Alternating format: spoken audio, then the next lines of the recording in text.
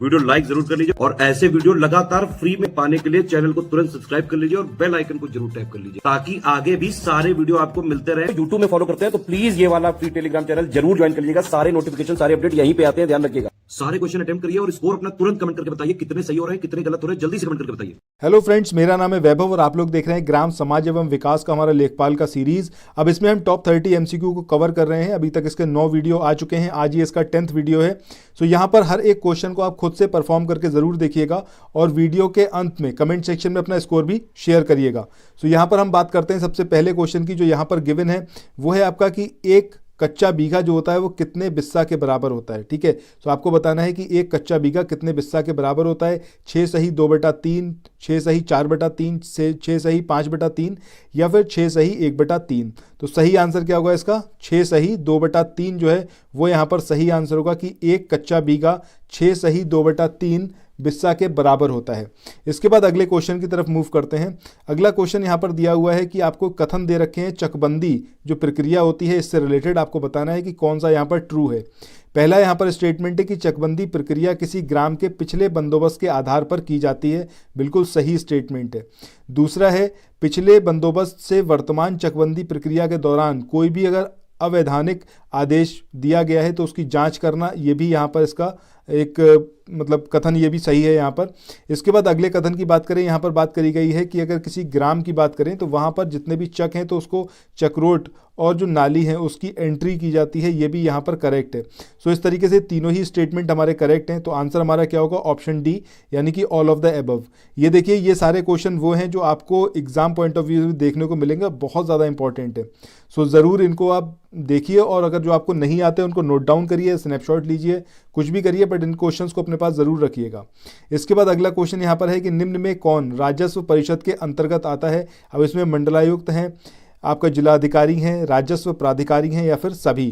तो यहाँ पर देखिए सही आंसर क्या होगा? डी ऑप्शन, यानी कि ये सभी जो हैं ये आपके राजस्व परिषद के अंतर्गत ही आते हैं।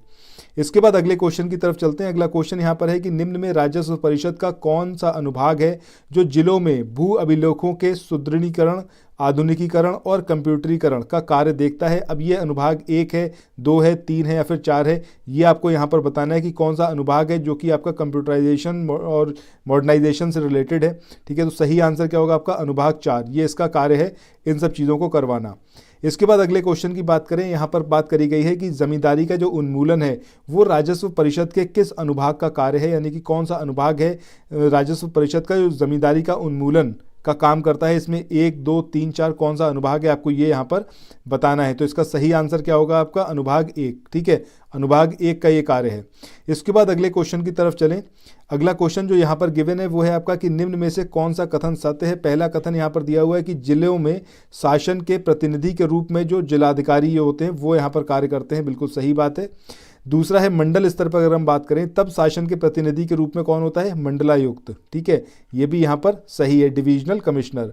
इसके बाद उप जिलाधिकारी की हम बात करें तो वो जिलाधिकारी के प्रतिनिधि के रूप में कार्य करता है, दिस इज ऑल्सो करेक्ट, मतलब एसडीएम की बात हो रही है। सो इस तरीके से ऑल ऑफ द एबव यहाँ पर सही आंसर होगा। इसके बाद अगले क्वेश्चन की तरफ चलते हैं। अगला क्वेश्चन यहाँ पर दिया हुआ है कि निम्न में कौन सा प्रमाण पत्र राजस्व विभाग के द्वारा जारी किया जाता है? निवास प्रमाण पत्र, एकदम सही बात है। इसके बाद जाति प्रमाण पत्र और आय प्रमाण पत्र, ये तीनों ही जो सर्टिफिकेट्स हैं ये जारी किए जाते हैं राजस्व विभाग की तरफ से। तो सही आंसर क्या होगा? Option D. इसके बाद आगे मूव करते हैं अगले क्वेश्चन पे। अगला क्वेश्चन यहाँ पर दिया हुआ है, उत्तर प्रदेश पंचायती राज अधिनियम 1947 की किस धारा में राज्यपाल द्वारा प्रत्येक 5 वर्ष पर राज्य वित्त आयोग के गठन का प्रावधान किया गया है? ये कौन सी धारा है? धारा 31 का, धारा 32 का, धारा 33 का या फिर धारा 34 का? तो आपको वो धारा बतानी है कि किस धारा में ये प्रावधान किया गया है। तो सही आंसर क्या होगा आपका? धारा 32 का। याद रखिएगा, बहुत ज़्यादा इंपॉर्टेंट क्वेश्चन है। इसके बाद आगे चलें अगले क्वेश्चन पे। अगला क्वेश्चन है यहाँ पर, निम्न में से कौन सा विषय राजस्व न्यायालय के अधीन आता है? जमीन पर मालिकाना हक की घोषणा से संबंधित मुकदमे, इसके बाद अवैध कब्जा हटाना या फिर ग्राम सभा की ज़मीन सुरक्षित रखना। तो देखिए यहाँ पर ये सभी जो है आपका राजस्व न्यायालय के अधीन आता है। अगर इसमें से कोई भी डिस्प्यूट होता है, कोई भी ऐसी यहाँ पर विसंगति होती है तो वो उसमें जो है राजस्व न्यायालय का इंटरफेयर हो सकता है। इसके बाद आगे बढ़ें अगले क्वेश्चन पे। क्वेश्चन नंबर 10 है यहाँ पर कि प्रदेश में वर्तमान राजस्व न्यायालयों की संख्या कितनी है? तो देखिए सही संख्या यहाँ पर कितनी है, 2695। ठीक है, ये यहाँ पर गलत दिया हुआ है, 2695, सॉरी ये आपका बी ऑप्शन। ठीक है, 2695 यहाँ पर सही आंसर होगा, याद रखिएगा, एकदम अप टू डेट है ये, और 2695। इसके बाद आगे बढ़ें, अगला क्वेश्चन। अब ये पहले भी मैंने इस वाले क्वेश्चन को कवर अप कराया था, बट उस टाइम पे जो मैंने आपको डेटा बताया था 2651 बताया था, बट अभी जो एकदम अपडेटेड डेटा है वो कितना है, 2695। तो आपको यही याद रखना है। ठीक है, इसके बाद भू राजस्व अधिनियम की किस धारा के अनुसार कमिश्नर, कलेक्टर, बंदोबस्त अधिकारी इत्यादि जो हैं वो प्राधिकारी राजस्व न्यायालय के अंतर्गत शामिल किए गए हैं? ठीक है, तो आपको धारा बतानी है आपका भू राजस्व अधिनियम की, जिसके तहत इन लोगों को शामिल किया गया है। अब ये धारा 3(8) है, 3(7) है, 4(8) है या फिर 5(1) है? तो सही आंसर क्या होगा आपका, ये आपका 4(8). ठीक है, धारा 4(8) ये जो है इसमें इस चीज़ के बारे में गिवन है। इसके बाद आगे बढ़ें अगले क्वेश्चन पे। क्वेश्चन नंबर 12 है यहाँ पर, राजस्व विभाग के द्वारा संचालित बीमा योजना के तहत यदि किसी बीमित व्यक्ति की, मतलब इसका इंश्योरेंस हो चुका है, उस व्यक्ति की प्राकृतिक कारणों से, जरूर याद रखिएगा इस चीज़ के लिए कि नेचुरल रीजन से इसकी वजह से उसकी डेथ हो जाती है, तब उसे कितनी धनराशि दी जाएगी? 75,000, 60,000, 80,000 या फिर 30,000? तो सही आंसर क्या होगा आपका, 30,000 दिए जाएंगे जब नेचुरल डेथ होगी। ठीक है, इसके बाद आगे चलें अगले क्वेश्चन पे। अगला क्वेश्चन यहाँ पर है, पंचायत विकास, सॉरी यहाँ पर, ठीक है, पंचायत विकास के किस चरण में मतदाताओं की आयु जो है वो 21 से घटाकर 18 करी गई? पहला चरण है, दूसरा चरण है, तीसरा है या फिर चौथा? तो सही आंसर क्या होगा आपका, पहला चरण। पहले चरण में ही जाके जो मतदाताओं की आयु थी उसको 21 से घटाकर 18 किया गया। इसके बाद अगला क्वेश्चन यहाँ पर है कि पंचायत के सदस्य हों, चाहे प्रधान की बात कर लें या फिर अन्य पदाधिकारी, तो इनकी जो न्यूनतम आयु है वो कितनी होनी चाहिए? 18, 21, 25 या फिर 30? तो सही आंसर क्या होगा, आई थिंक आपको ये पता होगा, 21 ईयर की यहाँ पर हम बात कर रहे हैं, ये यहाँ पर सही आंसर होगा। ठीक है, 21 वर्ष। इसके बाद चलते हैं अगले क्वेश्चन पे। अगला क्वेश्चन यहाँ पर गिवन है, यदि मेयर के खिलाफ 2 वर्ष बाद अविश्वास प्रस्ताव लाया जाता है और वो पारित नहीं होता, तब कितने वर्षों तक फिर से अविश्वास प्रस्ताव को नहीं लाया जा सकता? क्या ये 1 वर्ष है, 2 वर्ष है, 3 वर्ष या फिर 4 वर्ष? तो सही आंसर क्या होगा आपका, सेकेंड वन। ठीक है, 2 वर्ष, मतलब एक बार अगर अविश्वास प्रस्ताव जो है वो पारित नहीं हुआ तो अगले 2 साल तक दोबारा से उसको नहीं लेके आया जा सकता।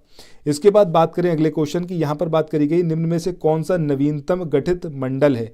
कौन सा जो मतलब एकदम रिसेंट आपका डिवीजन है, कौन सा है आपका? मुरादाबाद है, अलीगढ़ है, बस्ती है या फिर मिर्ज़ापुर? तो सही आंसर यहाँ पर क्या होगा आपका, अलीगढ़। इसके बाद मूव करते हैं नेक्स्ट क्वेश्चन पे। अगला क्वेश्चन यहाँ पर गिवन है, निम्न में उत्तर प्रदेश का सबसे बड़ा जिला कौन सा है? अब ये सोनभद्र है, हरदोई है, सीतापुर है या फिर प्रयागराज? देखिए वैसे तो लखीमपुर खीरी है, ठीक है, बट वो ऑप्शंस में नहीं है, तो सही आंसर क्या होगा यहाँ पर, सोनभद्र। इसके बाद अब नेक्स्ट क्वेश्चन पे चलते हैं। अगला क्वेश्चन यहाँ पर गिवन है, संविधान के किस अनुच्छेद में दिया गया है कि कार्यपालिका की शक्ति जो है वो राज्यपाल में निहित होगी या फिर निहित होती है? तो ये कौन से आर्टिकल में दे रखा है? आर्टिकल 151, 152, 153 या फिर 154? तो सही आंसर क्या होगा आपका, डी वाला, यानी कि आर्टिकल 154, इसमें इस चीज़ को मेंशन किया गया है। इसके बाद आगे चलें नेक्स्ट क्वेश्चन पे। यहाँ पर बात करी है, उत्तर प्रदेश राज्य मानवाधिकार आयोग के वर्तमान अध्यक्ष कौन है? बालकृष्ण नारायण, विशंबर दयाल, भावेश कुमार सिंह या फिर इनमें से कोई नहीं? सो इस क्वेश्चन का आंसर बताऊं इससे पहले आप लोगों से एक चीज़ बोलना है कि अगर आप लोगों ने अभी तक हमारे चैनल को सब्सक्राइब ना किया हो तो तुरंत चैनल को सब्सक्राइब करिए, और जो हमारा मेन चैनल है स्टडी फॉर सिविल सर्विसेज उसको भी पैरेलली ज्वाइन करिए। यहाँ पर आप अपने आप को टेस्ट कर सकते हैं और वहाँ पर आपको डिस्क्रिप्टिव वीडियोज़ मिलेंगे हर एक सब्जेक्ट के, तो उससे आप अपनी तैयारी को बहुत अच्छा बना सकते हैं। ठीक है, सो इन दोनों चैनल्स को आप तुरंत सब्सक्राइब करिए, साथ ही जो हमारा टेलीग्राम चैनल है उसको भी ज्वाइन करिए, वहाँ पर आपको सारी अपडेट मिलती रहेगी। ठीक है, सो अब बात करें इस क्वेश्चन के आंसर की, तो इसका आंसर क्या होगा आपका, बालकृष्ण नारायण। इसके बाद आगे मूव करते हैं अगले क्वेश्चन पे। अगला क्वेश्चन यहाँ पर गिवन है, पोषण संवर्धन की ओर एक कदम, ये जो अभियान है ये प्रदेश में कब चलाया गया? 1 जुलाई से 30 सितंबर तक, 1 अगस्त से 15 सितंबर 2021 तक या फिर 1 जून से 15 जून 2021 तक? तो सही आंसर क्या होगा इसका, 1 जुलाई से 30 सितंबर 2021, इसके बीच में चलाया गया पोषण संवर्धन की ओर एक कदम, ये जो अभियान है। इसके बाद आगे मूव करते हैं नेक्स्ट क्वेश्चन पे। अगला क्वेश्चन यहाँ पर गिवन है, उत्तर प्रदेश के भूतपूर्व मुख्यमंत्री जिनका नाम क्या है, कल्याण सिंह, ये कितनी बार प्रदेश के मुख्यमंत्री बने? एक बार बने, 2 बार बने, 3 बार या फिर 4 बार। तो सही आंसर क्या होगा आपका? 2 बार। अब आपको कमेंट सेक्शन में ये बताना है कि कौन कौन सा वो साल थे जब ये मुख्यमंत्री रहे उत्तर प्रदेश के। इसके बाद आगे बात करें, अगला क्वेश्चन यहाँ पर है कि 2011 की जनगणना के अनुसार प्रदेश के किस जिले की जनसंख्या 50 लाख से अधिक है? ठीक है, अब ये कौन सा जिला है? बनारस है, कानपुर है, लखनऊ है या फिर इलाहाबाद? तो सही आंसर क्या होगा इसका? इलाहाबाद। ठीक है, इलाहाबाद यहाँ पर सही आंसर होगा, जिसकी पॉपुलेशन 5 मिलियन या फिर कहें तो 50 लाख इससे ज़्यादा है। ठीक है, इसके बाद आगे बात करते हैं अगले क्वेश्चन की। यहाँ पर बात करी गई है उत्तर प्रदेश राज्य महिला आयोग, इसका पुनर्गठन कब किया गया? 26 अप्रैल 2014, 26 अप्रैल 2015, 26 अप्रैल 2016 या फिर 26 अप्रैल 2013? तो सही आंसर क्या होगा यहाँ पर? 26 अप्रैल 2013 को इसका पुनर्गठन किया गया था। इसके बाद मूव करते हैं अगले क्वेश्चन पे। अगला क्वेश्चन यहाँ पर है 2011 की जनगणना के अनुसार न्यूनतम दक्षिणीय वृद्धि ये जो है कौन से जिले की है? कानपुर देहात है, देवरिया है, फतेहपुर है या फिर हमीरपुर? तो यहाँ पर जो इसका सही आंसर आएगा वो क्या होगा आपका? कानपुर देहात। इसके बाद आगे मूव करते हैं नेक्स्ट क्वेश्चन पे। अगला क्वेश्चन जो यहाँ पर गिवन है वो है आपका प्रदेश का सर्वाधिक स्लम जनसंख्या वाला वो जिला जो है वो कौन सा है? हमीरपुर है, लखनऊ है, मेरठ है या फिर मुरादाबाद? तो सही आंसर क्या होगा इसका? मेरठ। सबसे ज़्यादा स्लम पॉपुलेशन कहाँ पर है? मेरठ में। ज़रूर आपको इस क्वेश्चन को याद रखना चाहिए, बहुत इंपॉर्टेंट है। इसके बाद क्वेश्चन नंबर 26 की बात करें, यहाँ पर बात करी गई है फिर से जनगणना की। सो इसमें आपको बताना है कि उत्तर प्रदेश के अनुसूचित जनजाति जो समाज है तो इसमें लिंगानुपात कितना है? ठीक है, 950 है, 952, 953 या फिर 951? जनगणना 2011 के अनुसार बात कर रहे हैं, तो सही आंसर क्या होगा इसका? 951 यानी कि 951। इसके बाद आगे मूव करते हैं अगले क्वेश्चन पे। अगला क्वेश्चन यहाँ पर है देश में जनसंख्या की दृष्टि से सर्वाधिक अनुसूचित जाति जनसंख्या वाला जिला जो है वो कौन सा है? सबसे ज़्यादा यहाँ पर शेड्यूल्ड कास्ट की जो पॉपुलेशन है वो कौन से डिस्ट्रिक्ट में है, कौन से राज्य में है? उत्तर प्रदेश में, हरियाणा में, मध्य प्रदेश या फिर राजस्थान? तो सही आंसर क्या होगा यहाँ पर? उत्तर प्रदेश। उत्तर प्रदेश वो राज्य है पूरे देश में जहाँ पर सबसे ज़्यादा SC समाज के लोग रहते हैं। इसके बाद आगे मूव करते हैं नेक्स्ट क्वेश्चन पे। अगला क्वेश्चन यहाँ पर दिया हुआ है कि निम्न में कौन सा नृत्य है, कौन सा डांस है जिसमें वर्षा ऋतु में जो कृषक समुदाय के लड़के और लड़कियां हैं ये हाथ में डंडा लेकर नाचते हैं और इंद्र भगवान की पूजा करते हैं? ये चरकुला डांस है या फिर ये आपका शेरा है या कर्मा है या फिर राई? तो यहाँ पर आपको इस डांस को आइडेंटिफाई करना है कि वर्षा ऋतु की बात चल रही है, इंद्र की पूजा कर रहे हैं, हाथ में डंडा लिया हुआ है और ये कृषक समाज के लोग हैं। तो सही आंसर क्या होगा आपका? शेरा। ठीक है, शेरा डांस ये है। इसके बाद अब नेक्स्ट क्वेश्चन की तरफ चलते हैं। अगला क्वेश्चन है यहाँ पर 29 नंबर का, जिसमें बात करी गई निम्न में से कौन सा नृत्य यानी कि कौन सा डांस है जो उत्तर प्रदेश में कोल जनजाति के स्त्री और पुरुष एक साथ मिलकर करते हैं? ठीक है, कौन सी ट्राइब? कोल ट्राइब। अब इसमें चौरसिया है, शेरा है, कर्मा है या फिर राई है? तो आपको बताना है कि इसमें जो है डांस कौन सा वाला होगा।